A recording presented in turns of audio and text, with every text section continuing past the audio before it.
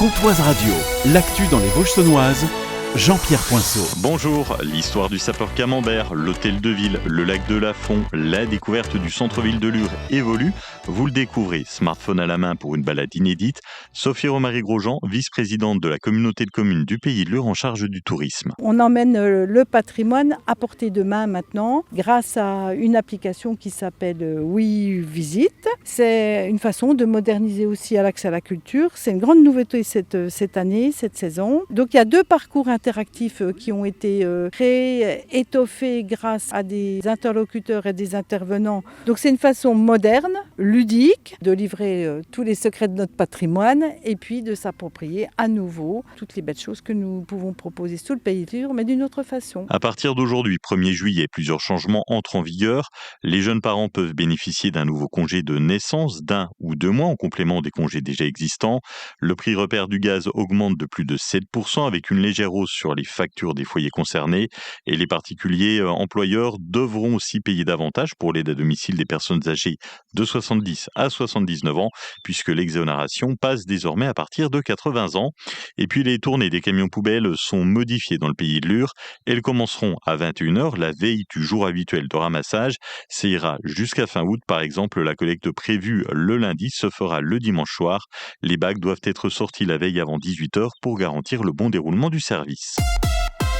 Le Parlement adopte définitivement une loi contre l'ultra fast fashion. La loi cible précisément les plateformes asiatiques comme Shein, Temu, AliExpress et leurs catalogues géants à prix cassé, responsables d'une pollution massive. Les marques visées copront d'un malus financier sur chaque vêtement vendu. Ce malus augmente progressivement pour atteindre jusqu'à 20 € la pièce en 2030.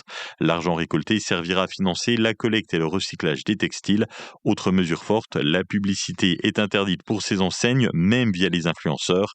Les sites internet doivent aussi afficher des messages clairs pour inciter les clients à réparer ou recycler leurs habits. Hier, en début de soirée, un incendie s'est déclaré dans les combles d'un immeuble de 3 logements à Vauvillers. Les occupants ont pu évacuer les lieux avant la propagation des flammes. Il n'y a aucun blessé. Le feu a été totalement maîtrisé. Les familles sinistrées ont été relogées soit chez les proches, soit grâce à la municipalité, avec des chambres mises à disposition à l'hôtel du château. La mairie de Luxeuil remet à plat son système d'attribution des subventions. Objectif, être plus équitable.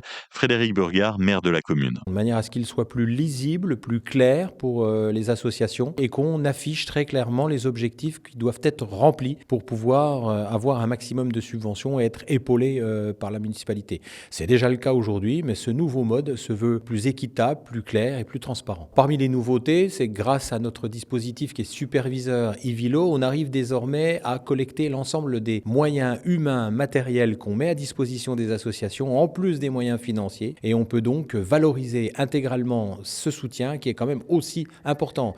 Quand on met à disposition des agents, quand on met sur le terrain des agents de chez nous pour pouvoir mettre en place le matériel, fermer une route et tout un tas d'autres actions, eh bien c'est aussi de l'argent public qui est dépensé au profit des associations. La commune de Saint-Sauveur reporte les feux d'artifice qui devaient être tirés le 13 juillet. Ça fait suite à la situation climatique et au risque accru de risque incendie sur le département. Date de report prévue le 15 août. De vendredi à dimanche se déroule le festival Oumaya à la Longine, vers la chapelle Beauregard.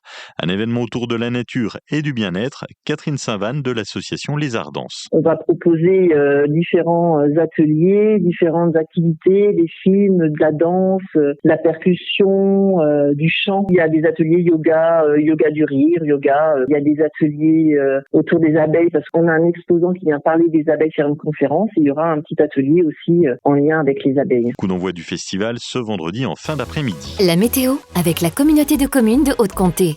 Ce samedi, dès 16h, vivez le festival de Haute-Comté, place du Château-Bresson à Fougerolles-Saint-Valbert. Au programme, les concerts de Tachka et Orage, la restitution des chansons du village d'Alincourt et de Passavant-la Rochère. Le festival de Haute-Comté, un rendez-vous festif et familial. Une après-midi entre nuages et éclaircies dans les Vosges saunoises, une qualité de l'air qui reste dégradée. Cet après-midi, 24 degrés de Fougerolles-la-Plombière-les-Bains, 25 de Lure à Luxeuil, 25 à Sceaux, Saint-Loup-sur-Semouse, Servigné et Fémont. Demain, une journée ensoleillée, au mieux 23 degrés le matin et 28 l'après-midi. C'était la météo avec la communauté de communes de Haute-Comté. Le Festival de Haute-Comté, c'est aussi des animations avec les associations Fougerolaises, des concerts et la Goguette d'Enfer, un spectacle drôle, musical et participatif pour toute la famille. Rendez-vous ce samedi dès 16h, place du Château-Bresson à Fougerolles-Saint-Valbert. Programme complet sur la page Facebook de la communauté de communes de Haute-Comté.